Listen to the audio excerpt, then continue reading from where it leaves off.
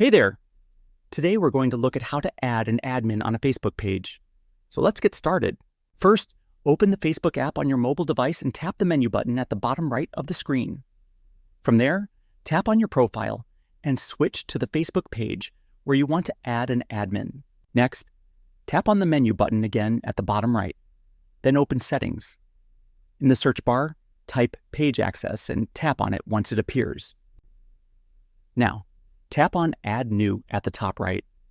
You will see some details explaining what page access means. Enter the name of the person you want to add as an admin. Make sure you are selecting the correct person. After that, choose the level of access you want to give.